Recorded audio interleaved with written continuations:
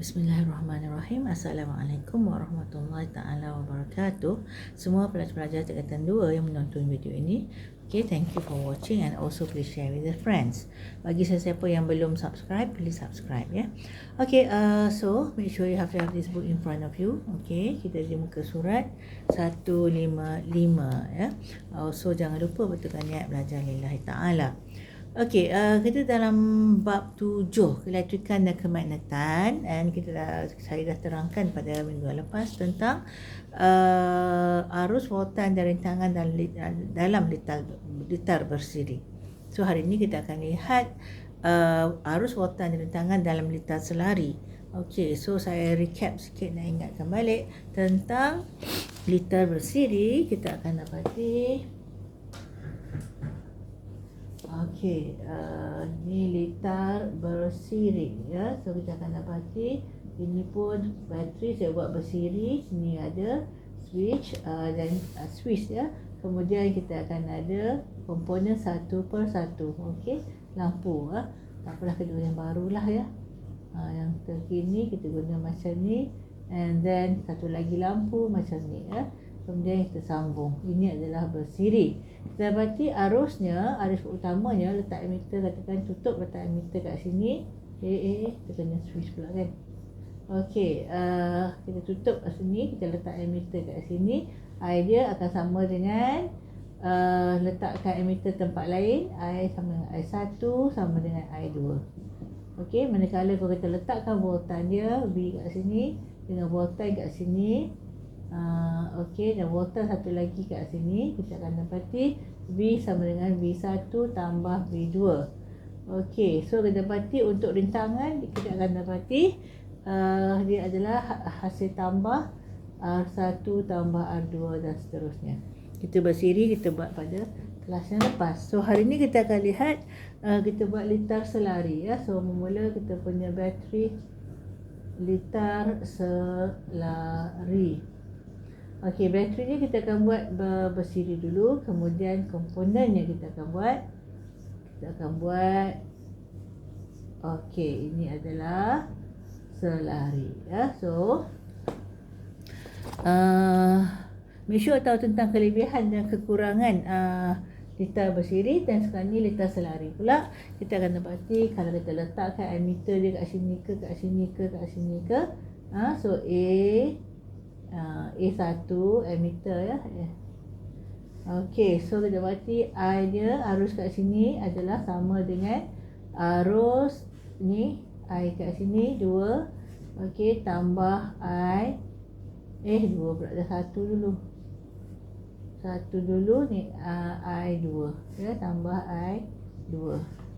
Okey, jadi kalau kita tengok dia adalah terbalik. Kalau ini sama, ini adalah hasil tambah. Ini sama, hasil tambah. Kalau ini adalah hasil tambah, ini akan sama ya. So kita akan letak V dia kat sini. Okey, kita letak dekat sini. Kita letak kat sini. Kita akan dapati V nya adalah V1 sama dengan V2. Okey, dan kalau kita letak R ni pula, kita akan dapati R dia 1 per R, reciprocal ya, 1 per 1 tambah 1 per R2. Okey, saya bagi siap-siap. Now kita lihat muka surat 165.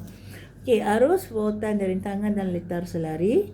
So tajuk dia. So arus voltan dan rintangan dalam suatu litar selari adalah berbeza daripada litar bersiri. Tak sama tak sama, dia terbalik in fact. Ini pun langsung tak sama, ini ke atas dan kat bawah. Ini tambah, ini sama, ini sama, ini tambah. Okey, so aktiviti kita lihat aktiviti 7.8 untuk mengkaji pengaliran arus voltan dan rintangan dalam litar selari. So radas memegang sel, dawai penyambung, switch, mentol 1.5 volt, sel kering, emitter dan voltmeter.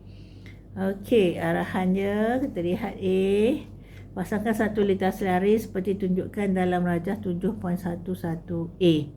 Ya, so ada dua mentol M dengan N ya dalam A. Okey, 2, hidupkan switch dan ukur arus yang melalui mentol M. Okey, letakkan emitter ukur arus yang melalui mentol N dengan menukarkan kedudukan ammeter. Okey, selepas tu lihat nombor 3, ukur arus yang mengalir melalui kedua-dua mentol M dan N dengan memasang litar seperti tunjukkan dalam rajah 7.11b. Okey, 7.11b ya. Kalau tengok dia punya arus.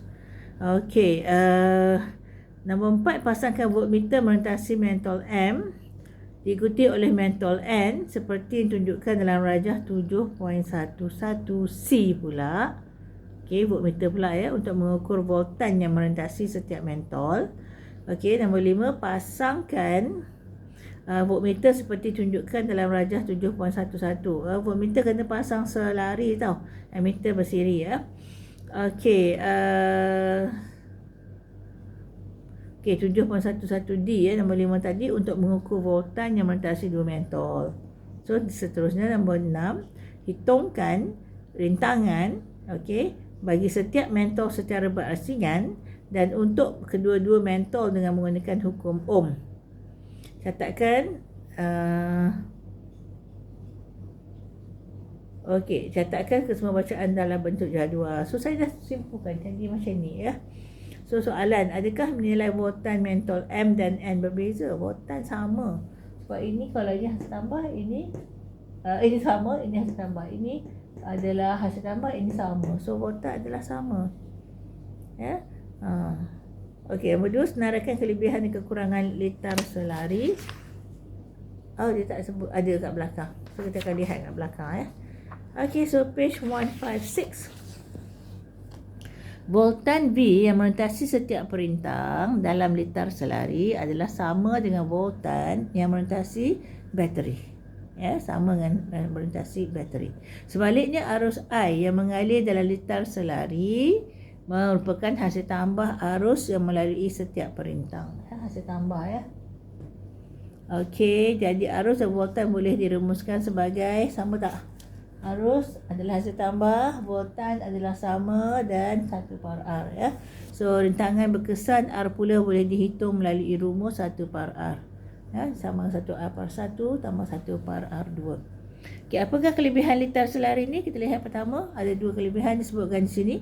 Setiap alat elektrik boleh dihidupkan atau dimatikan secara berasingan. So that means kalau katakan ini rosak, ini masih boleh fungsi. Kalau ini sini rosak, dua-dua tak menyala. Dia bukan kata dia rosak tapi tak menyala sebab tidak ada jalan lain. Ini kita berarti banyak jalan. Tak boleh jalan sini, jalan sini. So kalau satu rosak, ini boleh nyala. Kalau ini rosak, ini boleh menyala. Okey, itu kelebihan dia. Satu lagi, penambahan alat elektrik tidak menjejaskan fungsi alat elektrik yang lain dalam litar yang sama. So kita buat banyak lagi pun no problem. Banding dengan ini ya, kalau kita letakkan banyak-banyak lama-lama makin malap aja. Okey, so kekurangan voltan setiap alat elektrik tidak dapat dikawal kerana voltannya adalah sama dengan voltan sumber. Sama ya. So kalau kita kat Malaysia 240 ya. So mana-mana pun sama. So sistem pendawaian di rumah disambung secara apa? Selari. Kalau bersiri, tutup lampu, habis satu rumah semua gelap. Ya, okey. So kemudian sebagai contoh, semua lampu di rumah didawaikan secara selari dalam litar lampu untuk memastikan setiap lampu memperoleh voltan yang sama daripada bekalan kuasa utama. So arus yang mengalir daripada bekalan kuasa utama ke litar masing-masing dikawal oleh papan agihan macam gambar sebelah. Gambar foto 7.12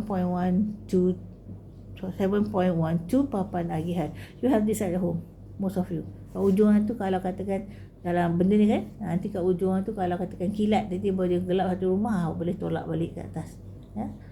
Dia switch.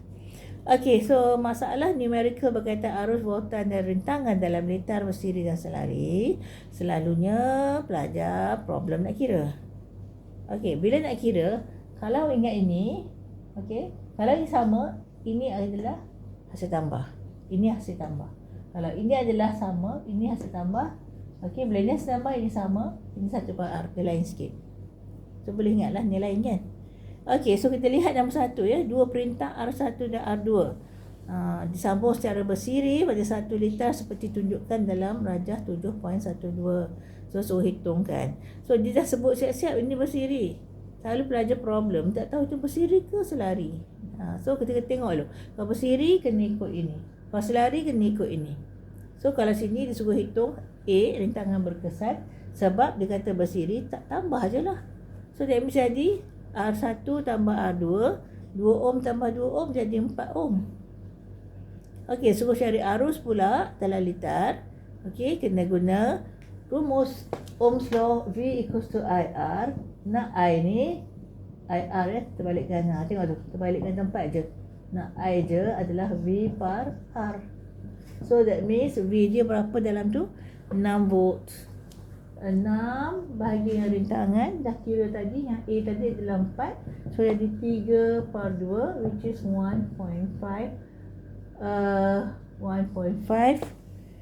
amperes.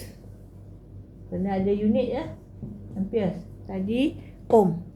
Tadi yang A adalah kita tahu adalah 4 ohm. Sebab saya tambah je ni. Tambah je. 2 tambah 2 tadi. Yang ketiga voltan V1 dan V2. Nampak voltan je? Tambah je lah. So V1 dengan V2 kita akan dapati setiap satu adalah 2 ohm. So tak dia nak V equals to IR. I dia dah kira tadi. So kalau nak kira kat sini, yang ketiga C V equals to IR. Nampak kan? Okay, V equals to IR. Saya tengok terbalik dalam cerita pelik, tak rupa R. Okay, V equals to IR. So that means it's going to be dia minta apa tadi? Voltan V1, V2. Kalau kira yang pertama pun adalah current dia 1.5 times with 2, awak akan dapat 3 volt. Okey, yang kedua kita guna yang kedua tu juga V equals to IR. So 1.5 darab dengan 2 equals to 3 volt juga. Dua-dua 3 volt, sama kan? Faham kan? Senang je kira ni sebab dia straightforward. Okay, now nombor 2 adalah tadi bersiri ya. Nombor 2 adalah selari. So saya padam yang bersiri ni.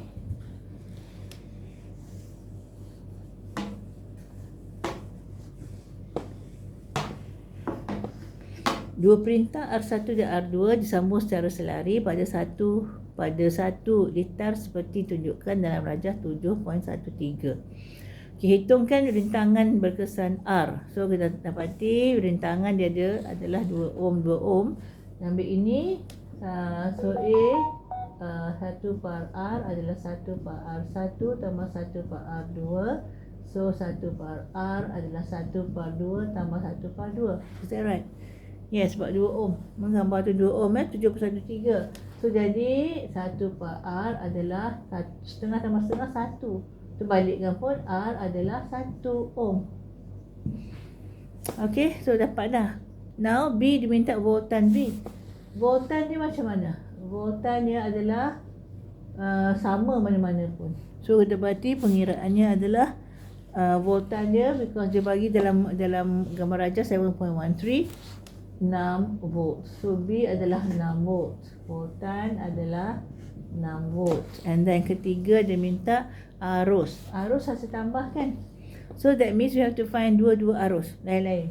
Arus yang pertama, arus kedua. So berdasarkan C ya, berdasarkan V equals IR. I sama dengan, ini pindah bawah V ya. So V per R. So yang pertama adalah I adalah 6 volt. Kat sini tulis 6 volt kan, which is dalam rajah 7.13. Okey, kemudian bagi dengan R1 dalam gambar tu adalah 2 ohm. So kita akan menjadi 3 amperes. Okey, ini I1. I2 pun sama. Okey, 6 volt yang utama bateri tu bagi dengan 2 ohm akan dapat 3 amperes. So dia punya I macam mana? Hasil tambah. So I-nya adalah 3 tambah 3 menjadi 6 amperes. Ya. Senang je sebenarnya, kalau faham ikut je ini benda ni. Nak ingat pun tak susah sangat. Asalkan ingat bersiri je, satu jalan je sama je current dia. Ini tentu terbalik pada ni. Dia hasil tambah. Kalau ini sama, ini adalah hasil tambah. Dan ini adalah tambah. Terbalik je lah. Okay, so cuba tengok info science there. You have to know juga some basic. Arah gerakan elektron adalah dari terminal negatif ke terminal positif. Sumber elektrik itu elektrons. Tapi arah arus adalah dari terminal positif ke terminal negatif sumber elektrik. Okey, lukiskan satu rajah litar selari menggunakan 3 mentol, satu sel kering dan satu Swiss dan beberapa kawal penyambung. Okey. Dia suruh lukis apa? Dia suruh lukis litar selari. So, selari ada berapa sel kering? Satu sel kering. Kemudian satu Swiss. Kemudian beberapa dawai penyambung. 3 mentol. 1, 2, 3. Dan berapa? Dah dapat dah. This is untuk 1. Untuk 2, berdasarkan rajah 1, hitungkan jumlah rintangan. So, tengok dulu ini siri ke selari. So, kalau tengok rajah 1, nampak sangat dia siri 1 per 1, satu jalan je kan. So, jumlah rintangan tambah je lah. 1 ohm tambah 3 ohm, 4 ohm. Tambah 5 ohm jadi 9 ohm. Okey, 2A adalah 9 ohm. Ini adalah sama 1 tadi. B, arus yang mengalir melalui litar. Okey, arus, that means B, that means kita nak kira B equals to IR. I sama dengan V over R. So, that means equals to V dia voltan adalah 9 volt bagi dengan rintangan yang ini tadi 9 ohm. So menjadi 1 ampere Kemudian voltan melintasi setiap perintang. So voltan dia macam mana? Voltan adalah C, voltan adalah IR. So I dia adalah 1 darab rintangan yang pertama. Yang tangan yang pertama adalah 1 ohm. Adalah 1 ohm. Okey, yang kedua V equals to 1 darab dengan I 1 darab dengan 3 menjadi 3 ohm. Kemudian V equals to 1 darab 5 menjadi 5 ohm. Dapat je lah. Okey, so nombor 3 pun berdasarkan rajah 2, hitungkan jumlah rintangan berkesan litar kena 1 pi R tambah 1 pi R. Okey, kita buat yang nombor 3 ya.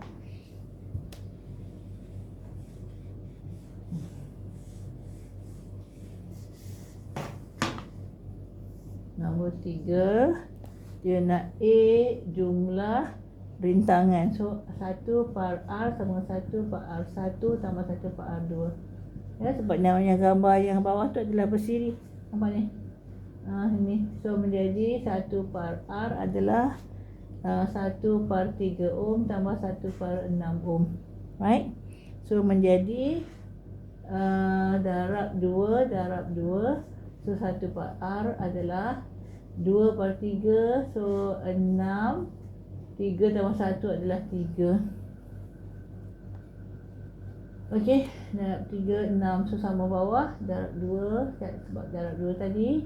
So 2 tambah 1, 3. So menjadi R per 1 terbalikkan sama dengan 6 per 3 adalah 2 ohm. Terbalikkan lah ni kat bawah ni. Naikkan dia. Okey, so dia punya ni adalah 2 ohm.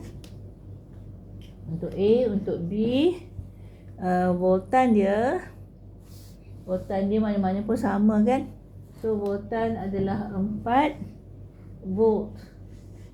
Sebab dia adalah sama, tempat dia sama. Okey, ketiga dia minta arus yang melalui setiap perintang. So V C V equals to IR, I equals to V over R. So the first one, arus dia yang 3 ohm tu, arus dia adalah I1 lah kan. Okay, adalah V dia adalah 4 bagi dengan 3, so menjadi 1.33 kan. 4 divided by 3, 1, so 10 by 3, 10 by 3. Okay, so ini adalah amperes. The other one, I2 adalah I adalah V over R. So V dia adalah sama 4, R nya adalah 6. So menjadi 2/3, which is 0.33 amperes ya. Ya ke? 2 divided by 3, 0, 20. So 6 lah. So 6, 7 lah. Faham? Okay. Now look at page 157, 158. Dah habis dah tentang siri selari. You should be able to calculate. Dan kalau kadang-kadang dia gabung duduk dalam satu darjah, kena tengok pandai-pandai. Kena make sure dulu dia mana, dia siri ke selari. Sebab siri cara nak kira lain, selari cara lain. Berdasarkan yang ni. Okay, so kita lihat the next one, page 158, kemagnatan. Okey, kemagnatan, kita dapati, tahukah anda apakah yang menyebabkan magnet butang melekat pada papan putih?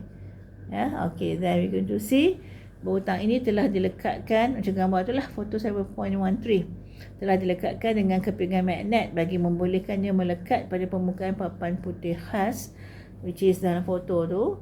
Magnet boleh wujud secara semula jadi pun boleh dalam bentuk batu magnet. Namun, magnet buatan manusia pun boleh.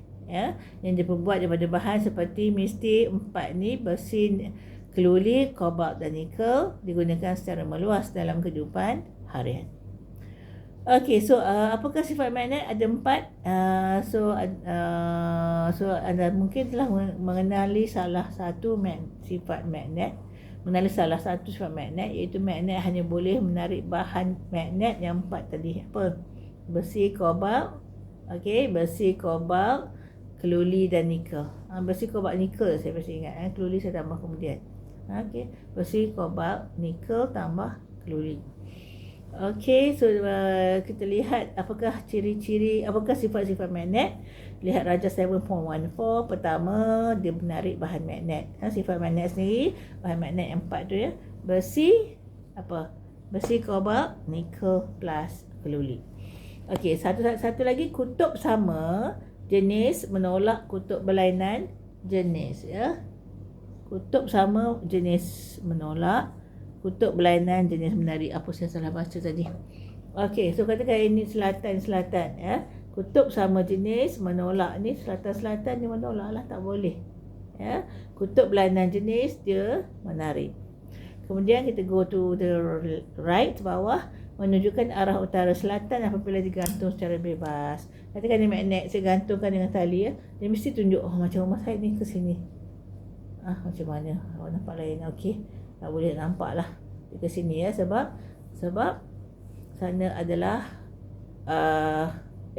salah lah, hospital telling you the arah kiblat. So dia macam ni ke rumah saya, sebab sana adalah utara, sana adalah selatan ya. Okey, kemudian berkutub, kutub utara, kutub selatan mesti ada. Every magnet ada 2 kutub, satu utara, satu selatan. Okey, now let's see 4 ya, repeat lah. Pertama, menarik bahan magnet iaitu besi, kobalt, nikel dan keluli.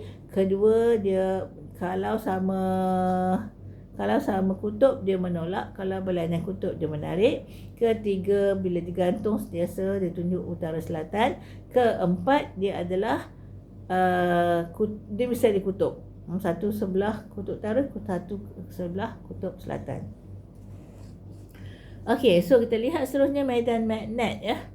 Okey, so gambar foto 7.14 menunjukkan hanya berbola besi yang berada berdekatan dengan magnet dapat ditarik. Kalau jauh tak boleh. So that means kalau ini adalah magnet, apa nak buat? Ini adalah magnet. Okey, ini adalah magnet. Kalau saya ada bahan magnet kat sini, katakan ini pun adalah bahan yang pada besi, katakan ya, pada besi. Okey, kalau jauh kan dia kalau jauh tak tarik. Okey, kalau dekat tuk dia melekat. Tuk dia melekat ya. So dapati gambar 7.14 tu yang dekat tu nampak tu tersusun. Dekat yang dia punya bentuk U tu kan, sini banyak bobola, sini banyak bobola. Jauh dia tak tersusun ya. So hanya bobola besi yang berada berdekatan dengan magnet dapat ditarik. Kawasan di sekitar magnet yang wujud kesan magnet, kesan daya oleh magnet dikenali sebagai medan magnet. Ya, so medan magnet kalau ada dia boleh tarik. Kalau tak boleh tarik itu bukan medan magnet.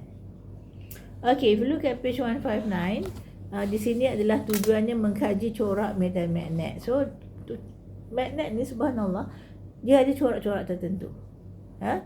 So nak kaji macam mana? So kita lihat foto 7.15, dia ada kad nipis, dia taburkan sebut besi.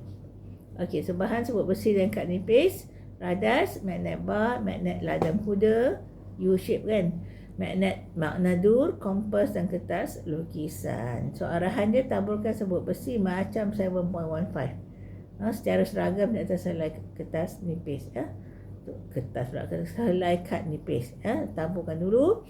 Nombor 2, letakkan kad itu di atas sebatang magnet bar. Gambar 7.16 dan ketuk kad itu secara perlahan sehingga satu corak terbentuk. Mula dia sepah-sepah tau. Ketuk pelan dia terus susun diri dia. Ada corak dia.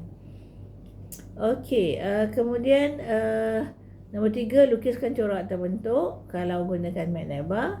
Dan seterusnya, susun 4 kompas dan sebuah magnet bar di atas kertas lukisan seperti tunjukkan dalam rajah 7.15. 7.15. Oh, sorry. Betul lah. Tapi ada 4 kompas tapi buat macam 7.15 Tandakan arah jarum kompas pada corak yang telah anda lukis dalam langkah 3. Dia akan ada tunjuk arah mana. Okey, ulang langkah 1 hingga 5 dengan menggantikan magnet bar dengan magnet ladang kuda dan magnet manadur. Okey, so you going to do this. I hope your teacher do this in school sebab dia tak ada bahaya apa-apa pun. Then you can remember better. Soalan, pada bahagian magnet manakah garisan medan magnet yang paling banyak ditemui? Di kutub utara, kutub selatan lah jawapannya. Apakah arah garisan medan magnet? Kalau guna kompas nampaklah di utara ke selatan. 3, apakah hubungan antara garisan medan magnet dan kekuatan medan magnet? Ya, so lagi rapat-rapat garisan tu lagi kuat. Okey, kemudian anda telah pun memerhatikan pelbagai corak medan magnet yang dihasilkan oleh garisan-garisan medan magnet yang melengkung. Garisan medan magnet ini mempunyai beberapa ciri. So, apa yang telah soal tadi terjawab dalam rajah 7.16. So, you can see that first, atas tu belah kiri, garisan medan magnet mengarah dari kutub utara ke kutub selatan. Kalau guna sebut besi tak nampak. Tapi if you use kompas, nampak. Okey, turun bawah. Ada garisan medan magnet lebih rapat antara satu sama lain di kawasan mana tadi? Okey, yang mempunyai medan magnet yang lebih kuat iaitu di kutub lah.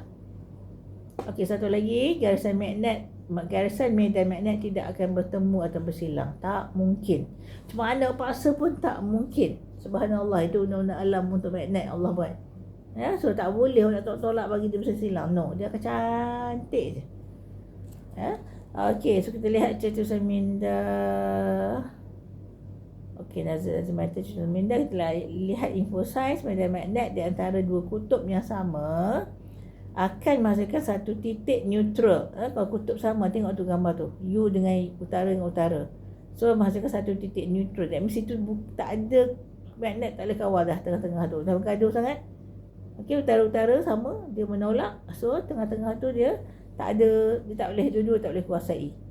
Okey, nama dia titik neutral yang tidak mempunyai sebarang medan magnet. So titik ini disebut sebagai titik neutral. Apa nama dia? Titik neutral. Okey, then with page 159. Dah electromagnet dah. So I don't think I'll start electromagnet but it takes time to explain. That one to be done during next class. Okay, so we start at page 159 tentang apa tadi? Tentang medan magnet ya. Okay. So that's all for today. Thank you for watching. Subscribe kalau belum, and also jaga solat. Selain jaga solat, okay, supaya kita jaya dunia akhirat, and also taat ibu bapa ya. Redha Allah terletak pada redha ibu bapa, terutama ibu ya, selagi mereka tak suruh buat maksiat. Okay, yang ketiga, hormati guru-guru. Mudah-mudahan ilmu dapat tu diberkati. And also hormati lebih tua, sayang lebih muda supaya cantik akhlak awak. Okay, so Assalamualaikum warahmatullahi taala wabarakatuh. Subhanakallah.